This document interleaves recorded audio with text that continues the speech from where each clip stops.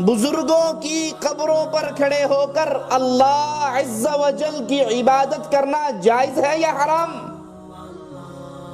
صحیح بخاری اور مسلم میں حضرت عائشہ رضی اللہ تعالی عنہا کی روایت ہے، فرماتی ہے ام سلمہ رضی اللہ تعالی عنہا حبشہ کی ہجرت سے واپس آتی ہیں اور رسول اللہ صلی اللہ علیہ وسلم کو ایک گرجے کا حال بتاتی ہیں، ایک کنیسہ کی خبر دیتی ہیں، یا رسول اللہ صلی اللہ علیہ وسلم، ہم نے حبشہ کے اندر ایک کنیسہ دیکھا، عیسائیوں کی عبادت گاہ کو کنیسہ گرجا کہا جاتا ہے، اس کے اندر ہم نے مورتیاں تصویریں دیکھی۔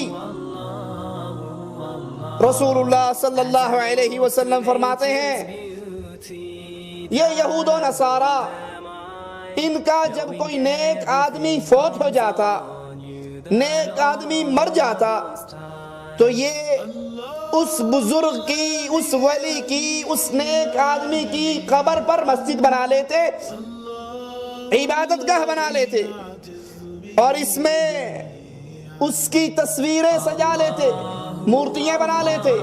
اب سنیے رسول اللہ صلی اللہ علیہ وسلم کے فرمان۔ آج ہمارے معاشرے میں شرک جس صورت میں بھی پھیل رہا ہے، ان تمام صورتوں کو بھی سامنے رکھیے اور پھر اس ہستی کے اقوال پہ غور کیجئے جو ہستی میرا اور آپ کا نبی ہے، قائد ہے، امام ہے، رہبر ہے، محمد الرسول اللہ۔ لوگوں کے بزرگوں کو پیش کر کے ہم اپنے بزرگوں کے ساتھ مقارنہ نہیں کرواتے کہ تمہارے مولوی نے یہ کہا تو ہمارا مولوی یہ کہتا ہے۔ کیوں؟ اگر میں یہ کہوں میں آپ کے مولوی کی بات نہیں مانتا تو کیا خیال ہے میں کافر ہو جاؤں گا؟ نہیں۔ اگر آپ کہیں مولانا صاحب ہم آپ کی بات نہیں مانتے یا آپ کے مولوی کی بات نہیں مانتے، آپ کے بزرگ کی بات نہیں مانتے، تو آپ کے ایمان میں کوئی فرق نہیں آئے گا۔ اس لیے ہم مقارنہ کرتے ہیں اس ہستی کی باتوں کے ساتھ۔ اگر کوئی یہ کہے کہ میں محمد رسول اللہ کی بات نہیں مانتا، اس کے کافر ہونے میں کوئی شک رہ جائے گا؟ معاشرے کے اندر جتنا شرک پھیل رہا ہے، ان تمام قسم کے شرکیہ عقائد اعمال کو سامنے رکھیں اور محمد رسول اللہ صلی اللہ علیہ وسلم کے اقوال کو بھی سامنے رکھیں۔ پیارے نبی علیہ السلام فرماتے ہیں یہود و نصارہ میں سے جب کوئی نیک آدمی مر جاتا یہ اس کی قبر پر مسجد بنا لیتے۔ ہمارے ہاں بھی یہی ہوتا ہے نا، دربار ہے ساتھ اس کی قبر پہ مسجد ہے، بابا حجویری کی قبر ہے اس پہ مسجد ہے، اسلام آباد والے بابے کی قبر ہے اس کے اوپر مسجد ہے۔ اب یہ کام اچھا ہے، یہ کرنے والے لوگ اچھے ہیں، یہ دھندا ٹھیک ہے۔ اگر کوئی وزیر اعظم بن جاتا ہے تو حجویری صاحب کی قبر کے اوپر پورا داتا کمپلیکس بنوا دیتا ہے، یہ کام کیسا ہے؟ کس سے پوچھنا ہے؟ اس سے جس کی بات کو اگر میں اور آپ اور دنیا کا ہر انسان، کوئی بھی بندہ تسلیم نہیں کرتا، ٹھکرا دیتا ہے، اس کے پلے سے ایمان نکل جاتا۔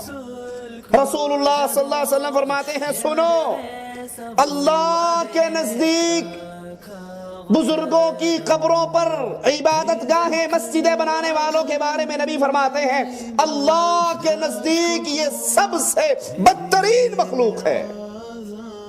یہ نہیں کہا یہ سب سے بدترین انسان ہے، یہ نہیں کہا۔ اللہ کے نزدیک اولیاء اللہ کی قبروں پہ قبے، مزار، دربار، خانقاہیں بنانے والے اللہ کی مخلوق میں سے سب سے زیادہ بدترین ہیں۔ سوچئے گٹر کی گندگی میں رینگنے والا کیڑا کس کی مخلوق ہے؟ گندگی جس کی خوراک ہے، وہ کیڑا جو گندگی میں چلتا ہے، جس کی خوراک گندگی ہے، جو اس گندگی پر زندہ رہتا ہے، وہ کس کی مخلوق ہے؟ اس کا خالق اللہ ہے۔ اور اللہ کے نبی فرما رہے ہیں صلی اللہ علیہ وسلم جو بزرگوں کی قبروں پر مسجدیں بنائیں وہ کائنات کی تمام مخلوقات میں سے اللہ کی سب سے بدتر گندی مخلوق ہے، یعنی مشرک اور شرک کو پھیلانے والا کیڑے سے بھی کیا گناہ ہے۔ رسول اللہ صلی اللہ علیہ وسلم اور حضرت عائشہ فرماتی ہیں کہ یہاں حبشہ والوں نے 2 فتنوں کو جمع کر دیا. پہلا فتنہ کہ انہوں نے اولیاء کی قبروں پر مسجدیں بنائی، قبے بنائے، درگاہیں بنائی، وہاں پہ وہ اعمال ہونے لگے، پہلا فتنہ. دوسرا فتنہ انہوں نے بزرگوں کی، اولیاء کی مورتیاں، تصویریں، صورتیں بنائی. اور یہ شیطان کا دوسرا وار ہے کہ شیطان اس طریقے سے انسانوں میں شرک پھیلاتا ہے جیسے قوم نوح کے اندر شیطان نے 5 پنجتن پاک، ود، سوا، یعوس، یعوق، نصر، ان اولیاء اللہ کی صورتیں بنوائی اور پھر ان صورتوں کی محبت میں اتنا غلو کیا کہ قوم نوح شرک کرنے کے لیے شرک کرنا اس نے شروع کر دیا.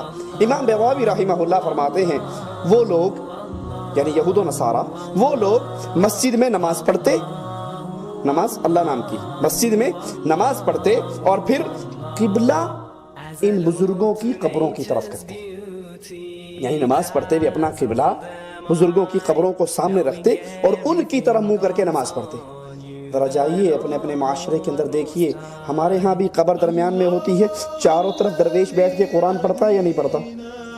اللہ کے لیے، اللہ کو جان دینی ہے آپ نے. آپ کی قبر میں نے نہیں آنا، میری قبر میں آپ نے خود مقارنہ کیجئے، خود اپنی اس عقل کو استعمال کیجئے.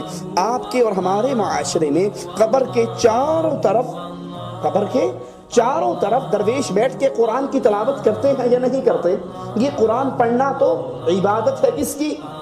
اللہ کی، لیکن اس کا رخ کس طرف ہے؟ اور جب سوال کرنے والا دعا کرنے کے لیے آتا ہے، بیت اللہ پشت پہ ہوتا ہے، قبر بزرگ کی ادھر ہے، تو وہ ہاتھ باندھ کر قبر کے سامنے کھڑا ہوتا ہے یا نہیں؟ ہاتھ باندھ کر، ہاتھ اٹھا کر، یا یوں قیام کی حالت میں اس بزرگ کی قبر کی طرف منہ کر کے دعائیں کرتا ہے یا نہیں؟ یہی عمل یہود و نصارہ کیا کرتے تھے.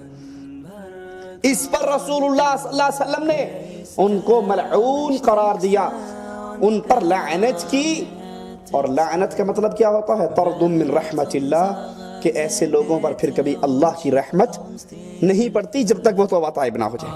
اس لیے اسلام نے قبروں پر مسجدیں بنانے سے روک دیا، کیونکہ یہ عمل بہت سی امتوں میں شرک اکبر اسی عمل کے ذریعے پھیلا، اور بہت سی امتیں اسی سبب سے برباد ہوئی کہ انہوں نے بزرگوں اور اولیاء کی قبروں پر قبے اور خانقاہیں بنانا شروع کر دی، اور بالآخر وہ چلتے چلتے شرک اکبر کے اندر دفن ہو گئے.